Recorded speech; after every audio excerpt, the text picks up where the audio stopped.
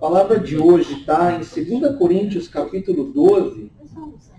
E eu vou ler do versículo 7 ao 10, mas hoje, durante a minha mensagem, eu vou estar focando nos versículos 9 e 10.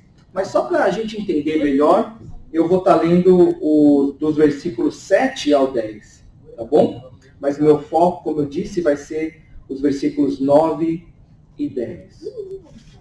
2 Coríntios, capítulo 12, começando do versículo 7.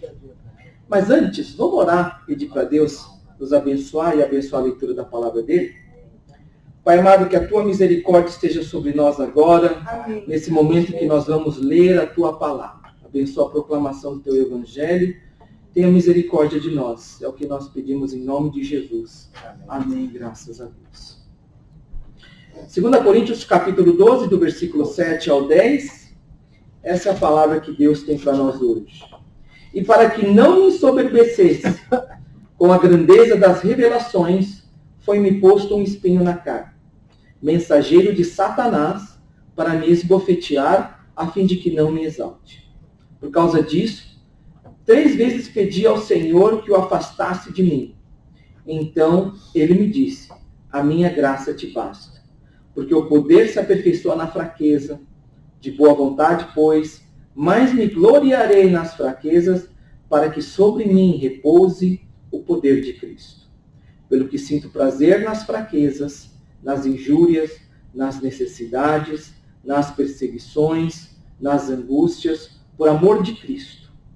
Porque quando sou fraco, então é que sou forte. Amém. Você já pensou em desistir? Você já pensou algumas vezes jogar tudo para o alto? Ah, não quero saber. Já pensou algumas vezes chegar, não quero mais saber, deu para mim, atingiu o meu limite, e jogar tudo para o alto? Às vezes eu imagino e penso assim, quantas vezes Paulo deve ter pensado, se é que ele pensou alguma vez, né? Porque às vezes a gente pensa que a gente pode pensar algumas vezes, né? Eu desisto. Eu vou jogar tudo para o alto. Não quero mais saber. Deu, para mim deu. Mas a realidade é que todos nós somos seres humanos, né? Muitas vezes a gente tende a pensar que eu posso pensar, você pode pensar, mas Paulo com certeza nunca pensou. Mas pensando na nossa limitação, de como nós somos frágeis, espiritualmente falando, de como nós somos tão suscetíveis ao pecado, eu vejo que Paulo deve ter pensado muitas vezes, desisto. Não quero mais saber. Vou seguir com a minha vida aqui. Mas mais do que ter essa realização, mais do que ter essa descoberta de que Paulo era homem como eu, Paulo era gente como nós, Paulo também tinha os mesmos sentimentos, as mesmas emoções, Paulo também pensou em desistir, Paulo também chegou a ficar estressado, Paulo também chegou muitas vezes a pensar em seguir por uma outra via, um outro caminho. Mas acho que a pergunta mais importante que a gente deve fazer é: o que será que motivava Paulo a continuar? Porque a grande pergunta não é se nós somos frágeis ou se nós somos suscetíveis às limitações da nossa carne, se somos pecadores, se somos fracos. Eu acredito que a pergunta não é essa. Porque, queira ou não queira, todos nós somos fracos, limitados, suscetíveis às circunstâncias, situações desse mundo. Todos nós somos suscetíveis aos medos, ao estresse. A questão não é essa. Mas a questão é o que motivava Paulo a vencer as circunstâncias e situações da vida e continuar perseverando. Eu acredito que essa é a pergunta certa. Não é o que nos tornava iguais a Paulo, mas é o que diferenciava Paulo e fazia com que Paulo continuasse perseguindo o alvo e continuava sendo fiel a Deus? O que será que Paulo tinha que falta em mim? Ou o que será que estava à disposição de Paulo, que também está à disposição, à minha disposição e à sua disposição? O que é que Paulo tinha acesso, que eu também tenho acesso, e que também pode me ajudar a perseverar e a vencer as situações e circunstâncias da vida? Eu acredito que era o conhecimento da graça de Deus. Não era uma porção dobrada do Espírito Santo, não era algo especial que só era dado para Paulo, mas eu acredito que Paulo, ele tinha um conhecimento da graça. E era esse conhecimento da graça que possibilitava Paulo de continuar perseverando, de continuar prosseguindo. Era a graça que possibilitava Paulo a vencer as circunstâncias e situações da vida. Porque se você prestar atenção, a palavra de Deus, ela é recheada da palavra graça. Hebreus 4,16 fala: acheguemo-nos confiadamente ao trono da graça. 1 Pedro, capítulo 5, versículo 10, fala do Deus de toda graça. Se existe uma maneira de você definir Deus e definir o local onde Deus está, a palavra de Deus, de tantas maneiras que a palavra de Deus poderia definir, a palavra de Deus escolhe graça. O Deus de toda graça está assentado num trono de graça. Graça. E o conhecimento dessa graça, então, é que possibilitava Paulo a vencer as circunstâncias e as situações da vida. O conhecimento da graça era o que possibilitava Paulo a vencer o estresse emocional. É o que possibilitava Paulo a não se deixar levar pelas circunstâncias da vida, ao desisto, à vontade de jogar tudo para o alto. É o que possibilitava Paulo a continuar perseverando, a vencer as perseguições, as humilhações, a escassez, a não se deixar levar pela aparente abundância. É o que possibilitava Paulo sempre permanecer no caminho da obediência, inabalável, o conhecimento da graça. Porque a graça é o oposto àquele pensamento de que a vida é resultado do seu esforço. Paulo, você vê que ele perseverava, que diante de Deus, ele espiritualmente era estável, porque para Paulo, ele tinha esse conhecimento da graça. Ele não era levado por um pensamento de que tudo aquilo que ele recebia dessa vida, ou recebia de Deus, era resultado do esforço dele. Não. Mas tudo era resultado da graça. E esse conhecimento da graça libertava Paulo desse pensamento de que tudo é baseado no meu esforço. Se eu recebo uma bênção, se Deus me dá algo bom, se algo bom acontece comigo, é porque eu me esforcei. Paulo era liberto desse pensamento.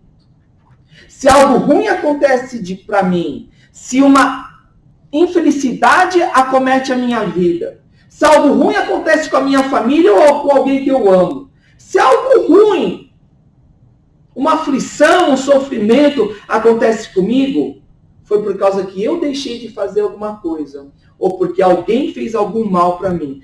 Paulo estava liberto desse pensamento.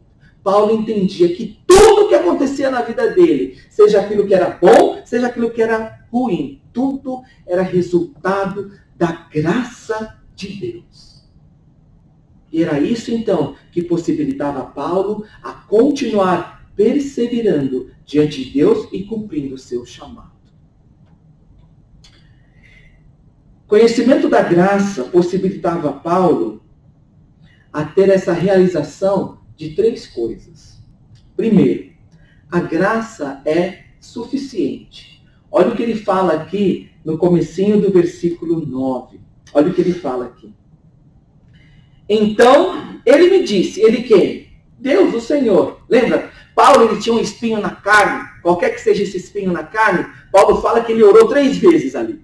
Ele orou, pediu para Deus. Deus, arranca esse espinho na carne. Arranca esse sofrimento. A gente não sabe qual que é esse sofrimento.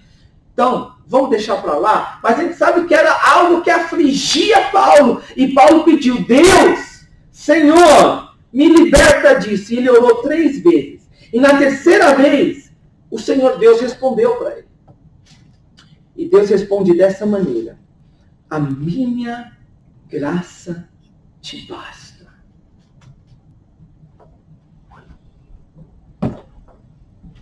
Paulo tinha um sofrimento tão grande na vida dele, que ele clama a Deus e pede para Deus, Deus me liberta disso, tira isso da minha vida. Deus, arranca isso da minha vida. Você já pediu para Deus tirar o sofrimento da sua vida? Porque muitas vezes, quando a gente pede para Deus, é como se fosse a emergência, 190, é o 911. Só quando é uma coisa assim, Deus, tira isso da minha vida. Por quê? Porque a nossa tendência, muitas vezes, é tentar resolver com a nossa possibilidade. Né? Por exemplo, tem coisas assim que muitas vezes a gente não pede para Deus. Uma dor de cabeça, ou alguma coisa assim. Porque está tão dentro da nossa possibilidade de resolver, está tão dentro da minha possibilidade de controle e de resolver aquilo, que muitas vezes a gente não ora para Deus. A não ser que é aquela dor que é algo que está além. Aí a gente pede para Deus. Então a gente pode imaginar aqui de que esse sofrimento não era algo trivial, algo ordinário, algo que era parte do comum, do dia a dia para Paulo. Não. Eu creio que era um sofrimento muito grande, que não havia possibilidade humana para Paulo de resolver. Então é aí que ele vai para Deus. Uma emergência. Um sofrimento que está além da sua capacidade de resolver. O interessante é que Paulo ele ora 3 vezes e na 3ª vez Deus vem com uma resposta. E muitas vezes essa é a resposta que Deus nos dá, né? Mas a gente não concorda muitas vezes com Deus. Deus fala não. Um sofrimento que você leva para Deus, um sofrimento que você clama pela misericórdia de Deus, uma aflição que te aflige na alma e você pede para Deus, Deus, na sua misericórdia, arranca isso de mim. Mas Deus fala não. Deus nega. Deus não fala para você esperar. Deus não fala para você aguentar mais um pouco. Mas Deus fala não. Você já recebeu um não na sua vida? Como é que você reage com não?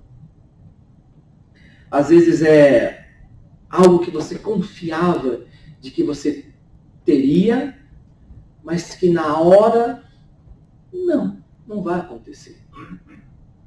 Uma viagem frustrada, um projeto, um plano que criou aquela expectativa grande de que realmente depois daquele projeto acontecer, daquele plano acontecer, a vida vai mudar e de repente não acontece. Você já teve que lidar com uma situação assim? Geralmente, quando a gente recebe um não, é uma frustração. A gente não reage bem com o não. Nós não somos feitos para o não. O que a gente gosta é de sim. Sim. Ainda mais nos tempos de hoje. O que a gente gosta é do sim e do agora. Mas o não é algo que é totalmente contrário à nossa natureza humana. E Deus fala não para um sofrimento teu. Deus fala não para uma aflição tua. Deus fala não para uma preocupação. Para algo que você julgava que se Deus fizesse, iria te trazer alívio. Iria te trazer um para naquele sofrimento. Mas Deus fala não. Mas o surpreendente é a reação de Paulo. Deus fala, a minha graça te basta. Paulo não reage com frustração. Paulo não reage com raiva. Paulo não reage com, eu também vou querer saber dessas coisas. Mas Deus responde de uma maneira que o não de Deus soa como um alívio que traz refrigério à alma. A resposta foi, a minha graça te basta. Deus responde aqui que graça, essa palavra, ela significa favor. É algo bom que alguém faz para outra pessoa. É uma bondade. É uma graça. Algumas pessoas falam que é um presente, é um dom. É um presente, é um dom, é um ato de bondade feito para você. Só que graça tem uma nuance um pouco diferente quando ela é empregada no contexto de Deus. Porque é uma bondade, é um favor, é um ato de bondade não merecido, porque vem de Deus. Deus age com bondade, Deus faz um favor para você, Deus te dá um presente, apesar de você não merecer. Quando Paulo, ele recebe um não, a resposta que Deus dá é esse favor, essa bondade não merecida é suficiente para você.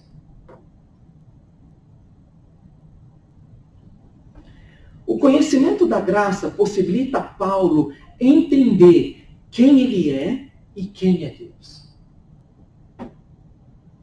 E nesse momento, então, Paulo, ele entende que tudo aquilo que vem de Deus é imerecido. E acima de tudo, o fato de Paulo poder ter, naquele momento, um relacionamento com Deus, já é uma bondade imerecida que vem de Deus. E essa bondade, esse presente não merecido por causa dos pecados de Paulo, já era o suficiente. Esse conhecimento dessa graça possibilitou Paulo a entender quando Deus falou não para ele.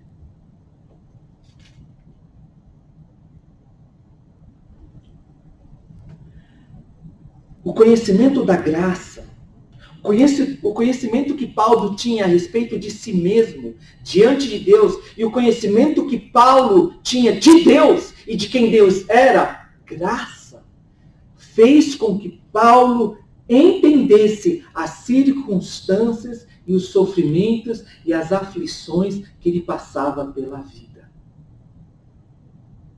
Paulo entendia que era tudo um plano de Deus e um plano perfeito e agradável, que não dependia do esforço dele. Então Paulo entendia que era tudo nas mãos de Deus. E para isso, a graça já era suficiente. A graça já era suficiente. Você já imaginou o entendimento da graça de Deus que te possibilita, que é suficiente, que não depende da situação dos seus filhos, que não depende da situação das nossas famílias, que não depende da situação dos nossos negócios, que não depende da situação do nosso futuro, que não depende da nossa saúde. A graça, o entendimento da graça é suficiente. Suficiente. É o bastante. É o que traz contentamento.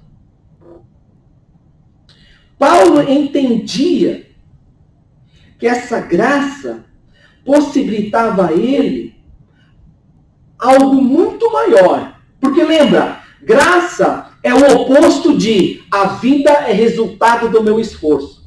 Paulo estava liberto disso daí. A vida não era resultado do esforço dele, porque tudo era a graça de Deus. Então isso possibilitava a Paulo a entender algo muito maior, poder na fraqueza. Olha o que ele continua falando aqui no versículo 9. Então ele me disse, a minha graça te basta, porque o poder se aperfeiçoa na fraqueza. O entendimento da graça possibilitava Paulo a entender que a vida não era resultado do esforço dele. Que a minha família, que os meus filhos, os meus negócios, o meu futuro, tudo isso não era, o resultado final não era algo que vinha do meu esforço próprio, mas o resultado final era algo que vinha da graça de Deus. Então, nos momentos da fraqueza, Paulo entendia que nos momentos da fraqueza, que nos momentos das aflições, que nos momentos onde o sofrimento batia a porta do coração, era naquele momento então que ele era forçado não a tentar resolver com seus próprios esforços, mas a confiar e depender de Deus. Era esse o resultado primário e primordial da graça na vida dele. Poder na fraqueza.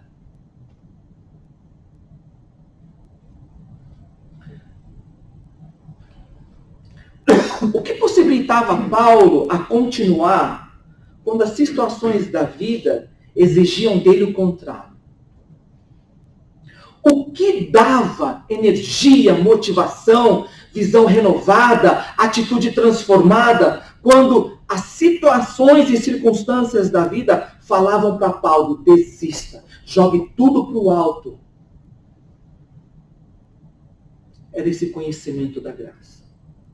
O que motivava Paulo é que essa graça fazia com que ele entendesse que nos momentos que o sofrimento e a aflição batia, ele deveria buscar a Deus e não a sua própria força. Não resolver com o seu próprio entendimento, mas resolver com a força que Deus providenciava. O poder se aperfeiçoa na fraqueza. Paulo entendia que no momento da fraqueza, no momento da aflição, no momento do espinho na carne, quando Deus falava não, acontecia algo sobrenatural e milagroso. Porque Paulo, ele não recorria às suas próprias forças. Paulo não dependia da sua própria sabedoria, mas ele buscava a Deus, dependia de Deus. E isso criava em Paulo, então, um ciclo que se autoalimentava. Fraqueza fazia com que Paulo dependesse cada vez mais de Deus. E quando Paulo se tornava cada vez mais dependente de Deus e não da sua própria força, é quando Paulo mais se revestia da força, que não vinha dele, mas que vinha de Deus. E aí ele continuava, ele tinha força então para vencer as situações e sofrimentos da vida. E aí então Paulo vencia mais um obstáculo. Vinha outra circunstância, outro sofrimento. Buscava em Deus. Via que era uma fraqueza. Ao invés de resolver com as suas próprias forças, dependia de Deus. Na dependência de Deus, conhecia a graça de Deus. A graça de Deus possibilitava Paulo a crescer na fé. E aí ele vencia aquele sofrimento. A força na fraqueza é quando a força ela era aperfeiçoada. Porque mais Paulo se anulava e mais se exaltava e dependia da força de Deus. A graça é o que motivava Paulo a continuar vencendo e a perseverar. É por isso então que quando Paulo ele via as situações de sofrimento, de aflição, Paulo ele tinha uma atitude renovada. Não é que Paulo ele era um alienado. Não é que Paulo ele era louco ou estranho. Porque tem vezes que você olha para o cabra assim e você fala, esse cara é doido. Quantos são os crentes que quando eles passam por um câncer, eles falam assim, foi uma das melhores coisas que aconteceu na minha vida. Não é uma coisa de doido? Mas aí você vai entender por que um crente vai falar isso. Porque é naquele momento onde ele mais se aproximou de Deus. Por causa de uma atitude renovada no momento da fraqueza. Olha o que Paulo fala aqui, depois que ele vê o não de Deus, depois que ele vê, ele aprende a minha graça te basta. Olha o que ele fala aqui no finalzinho do versículo 9 até o versículo 10. De boa vontade, pois, mais me gloriarei nas fraquezas, para que sobre mim repouse o poder de Cristo. Pelo que sinto prazer nas fraquezas, nas injúrias, nas necessidades, nas perseguições, nas angústias, por amor de Cristo, porque quando sou fraco, então é que sou forte. Uma atitude renovada. Não é doido quem fala? De boa vontade eu vou gloriar nas minhas fraquezas. Quem fala um negócio desse? Hã? Quem fala um negócio desse? De boa vontade eu vou passar pela minha escassez. De boa vontade eu vou passar pela minha angústia.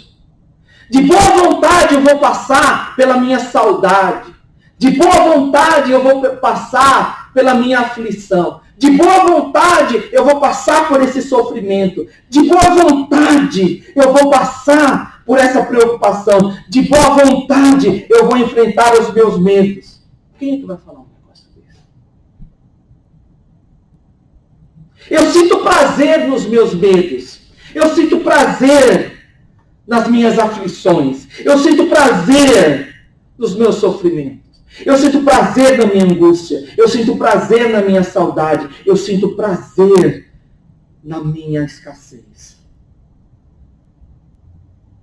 Paulo fala, sinto prazer nas fraquezas, nas injúrias, nas necessidades, nas perseguições, nas angústias. Paulo era louco? Paulo era alienado? Não! Paulo não era louco. Ele não estava falando que era eu sou feliz porque sou pobre, porque não tenho dinheiro. Ele não estava falando, eu sinto prazer na dor física do espinho da carne. Eu sinto prazer na dor emocional que o espinho da carne me oferece. Não, Paulo não era um sádico. Não. Nem era masoquista, não. Paulo não era louco. Mas o que Paulo fala aqui de boa vontade e de sinto prazer é porque Paulo entendia que Deus tinha um plano. Então, quando Deus trazia um sofrimento, uma aflição, era porque Deus tinha um plano perfeito. E se era Deus que trazia aquele plano, então era um plano sempre bom, um plano sempre agradável. Então não restava nada mais para Paulo fazer, a não ser depender e recorrer à graça divina e soberana de Deus. Não tinha mais nada do que experimentar Deus no meio daquele sofrimento. Não tinha mais nada, nenhuma outra opção, a não ser continuar perseverando e continuar experimentando da graça de Deus. E quando Paulo então experimentava, era então que ele se renovava. Era então que as suas forças eram restauradas. E era então que Paulo tinha agora uma atitude renovada, transformada, para enfrentar aquela aflição, aquele espinho na carne na sua vida.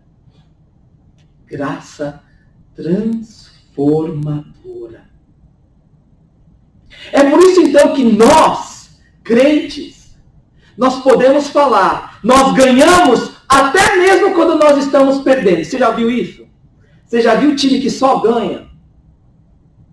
Você já viu o time que só ganha?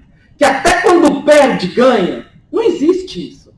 Você já viu o cara que aposta na loteria e ele só ganha? Não existe isso. Não existe isso. Mas para o crente existe.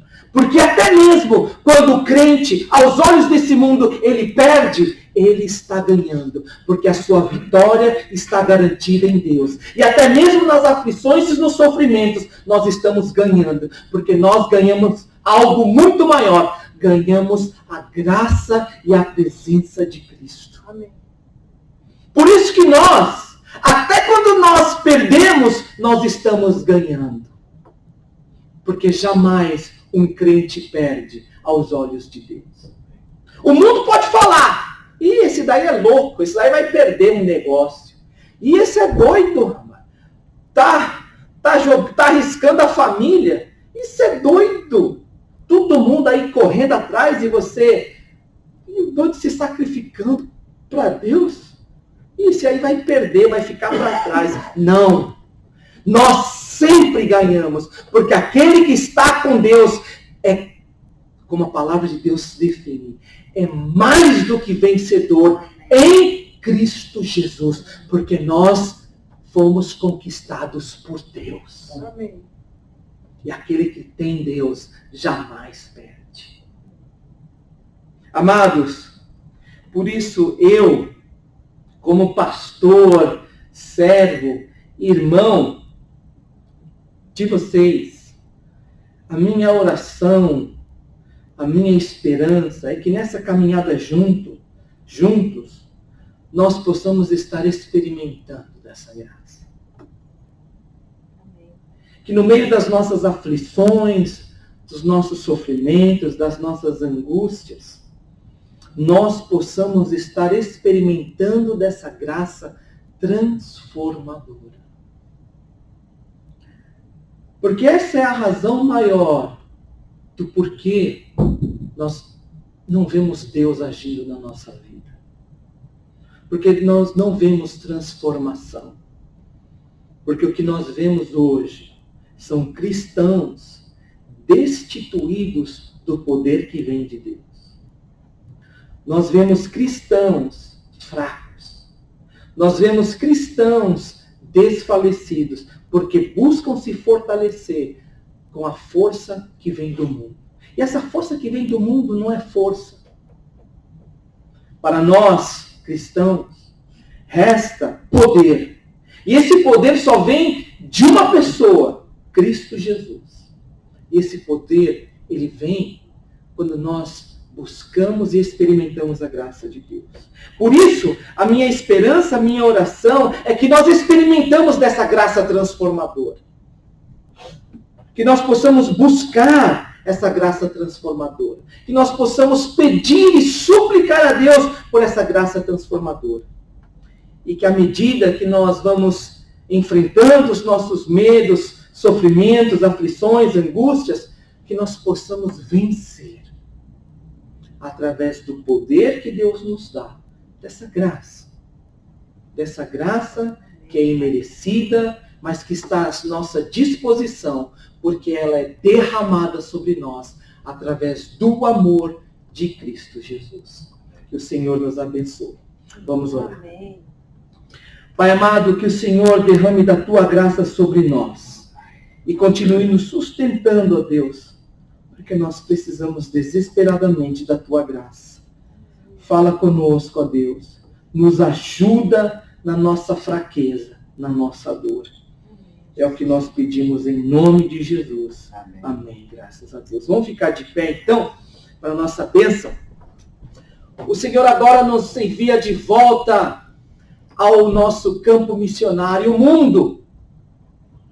E ao voltar ao mundo, aos nossos relacionamentos, que a graça maravilhosa do nosso Senhor Jesus, o amor eterno de Deus Pai, e o consolo e exortação do Deus Espírito Santo estejam sobre todos nós, agora e para todos sempre. Amém. Amém. E graças a Deus. Amém. Deus é bom. Todo tempo. Todo tempo. Deus é bom. Amém. E graças a Deus. Amados, tenham abençoado.